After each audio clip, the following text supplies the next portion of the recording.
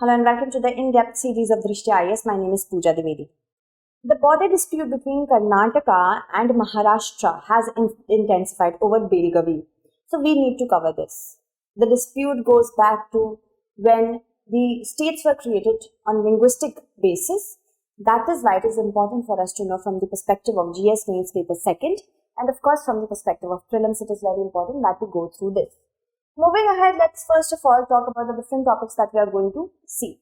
There are current tensions, but history of the dispute has to be taken into consideration if we have to understand the current tension. How worrisome is the situation? We will talk about that as well, and there are political ramifications as well. So we will talk about that as well. Constitutional mechanisms have been provided, but to no avail, as we see right now. And other states with similar disputes will be also seen. Plus, way forward and a question in the last. Moving ahead, first of all, let's know about Belgavi. Belgavi is known as Venu Grama or the bamboo village. So remember this. And it is one of the most ancient place that is present here is 𝐈𝐀𝐒. Through the copper inscription which was found in the neighborhood is found that it was once the capital of the dynasty of 9 Kadamba kings. And by the middle of the 6th century to about 760th area, was held by the Chalukyas. After Chalukyas came the Rashtrakutas and Rattas started ruling from 875 to 1250, who from 1210 onwards, they made Venugram or Belgavi as their capital, okay? And the long struggle between Rattas and the Kadambas of Goa came along, but the importance of it is of course from the perspective of history, so remember like that. By 1208, however, the Kadambas had been overthrown by the Rattas, who in turn succumbed to the Yadavas of Devagiri in 1250. Moving ahead, let's talk about the current tension. See, the current tension has emanated just few days ahead of a schedule of the Supreme Court hearing on November 30. This was a hearing on the petition. Hearing could have been done on the petition by Maharashtra. Some people of Maharashtra were saying that Belgavi district, the parts of Belgavi belongs to them. And then what happens? Because of future riots could take place, the hearing was not done. So on December 1, pro-Kannada groups, they protested in Belgavi, and that was over the beating of a student for waving a Karnataka flag during a festival at a local private college. Then there was a proposed visit by 2 Maharashtra ministers to meet the pro-Marathi groups in Belgavi on December 3rd, and it provoked anger in Karnataka when it was requested to the Karnataka government that please ask the ministers to stay out. It was conveyed by the Karnataka government via the Karnataka Chief Secretary through a fax message, and dozens of activists of the KRV attempting to reach Belgavi were detained by the police at the border. And what happens? Pelting of stone was also seen by them on the police. So let's go back to the dispute when it all started. See, to understand this, first of all, we must know that at the time of independence, Belgavi, then Belgaum, it was a part of the Bombay Presidency. But when linguism was taken into consideration to reorganize the states, by State Reorganization Act, that what happened? That Belgavi was seen to be a part of Karnataka. And on May 1st, 1960, Maharashtra said that 865 villages which are near the border of Maharashtra and Karnataka, including Belgavi, Belgaum, Karwar and Nipani, belongs to Maharashtra. What happens? The center becomes worried and says that okay, let's create a committee or a commission. So what happens? That center says that let's form a commission. And this was the Mahajan Commission, which was formed in 1966 on October 25th. It was headed by the then Supreme Court Chief Justice Meher Chand Mahajan. Okay. Now Meher Chand Mahajan, the Chief Justice, when he was heading this commission, said certain things, recommended certain things. First of all, this commission, just think about the irony of it. This commission was created on the request of Maharashtra. So what happens? That this commission rejected Maharashtra's claim over Belgavi and says that 247 villages and places including Jat, 𝐈𝐾𝐒 and Solapur will belong to Karnataka. It said 264 villages or places including Nippani, Khanapur and Nandagad, it will belong to Maharashtra.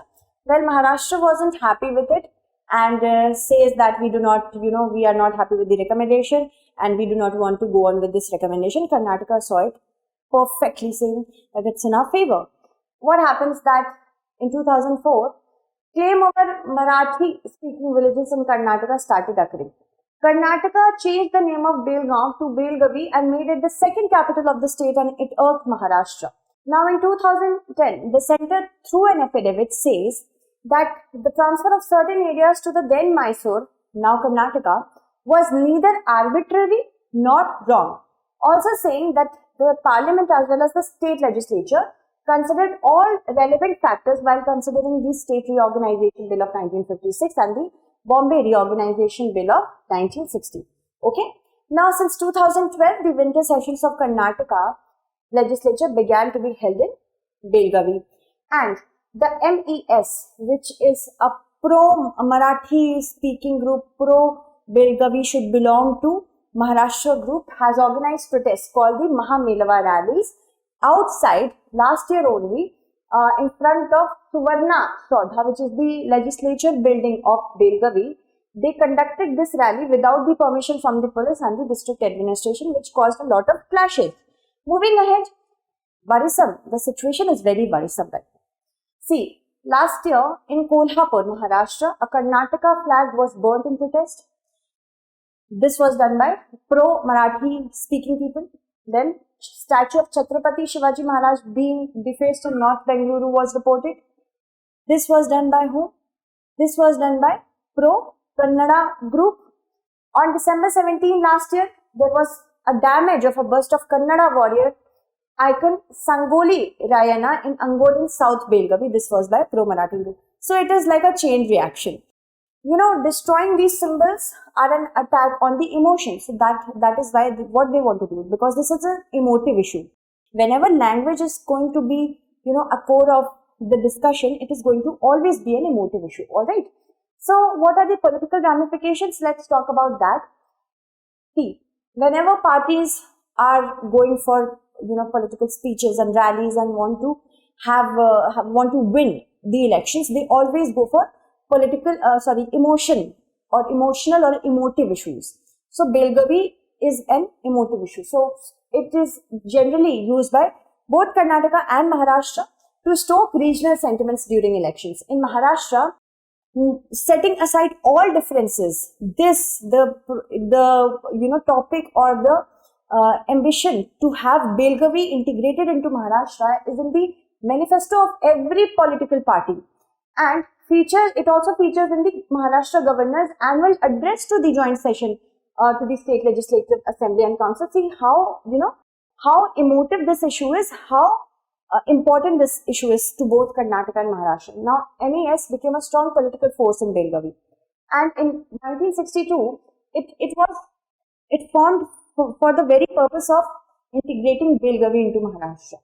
In 1962, MES won as many as 6 seats in Karnataka Assembly from Belgavi, but in 2018, it failed to win a single seat in several decades as votes started being drifted away to BJP. MES enjoys the support of Shiv Sena, both the factions, Congress and NCP in Maharashtra. Moving ahead, there are constitutional mechanisms whenever it comes to interstate border disputes. So, India also has constitutional mechanism. According to Article 131 of the Constitution, the Supreme Court of India has the exclusive jurisdiction to deal with disputes involving legal rights. Any dispute between the centre or the government of India and one or more states, between the government of India and any state or states on one side and one or more states on the other, between two or more states. This is what we are talking about. As so far the dispute involves any question on which the existence or extent of a legal right depends. This does not include political one. So Article 263 calls for an interstate council in which cooperative federalism can be achieved. So this needs to be reinvigorated. There are several other states which are, infested with the same issue. Poor Assam, it has a border dispute with almost every neighbor. So Assam and Mizoram have a dispute over Kachar, Hailakandi and Karimganj of Assam. In Assam and Arunachal Pradesh, since the creation of Arunachal Pradesh in 1987, we are seeing border disputes happening. Then Assam and Nagaland have an issue over Mera Pani, which is in the Assam's Golaghat district. Assam and Meghalaya also have the same border dispute, as in border dispute of the same nature. Meghalaya says that there are 12 flashpoints that we need to consider. All the talks are going on. Haryana and Himachal Pradesh are disputing the Parvanu region, which lies next to the Panchkula district of Haryana, and Ladakh and Himachal Pradesh also have an issue with Karchu. This is a region which lies during the Leh-Manali course. Okay, so many states and union territories are fighting over regions. First of all, we must understand that this dispute can be settled if we use proper technology. So it can be settled by using satellite mapping of the actual border location. Reviving the Interstate Council can be a good forum for venting out the issues and then coming to a solution from a common perspective. Zonal councils also need to be revived, specifically if we talk about Northeast India and South India as well. Also, we need to understand and imbibe the ethos of cooperative federalism and take into account the pros and cons of it. So, as a country, we have to grow. We have to sometimes let go of the shorter term political objectives for a longer term integrated India. Moving ahead, now let's talk about a question which you will have to answer.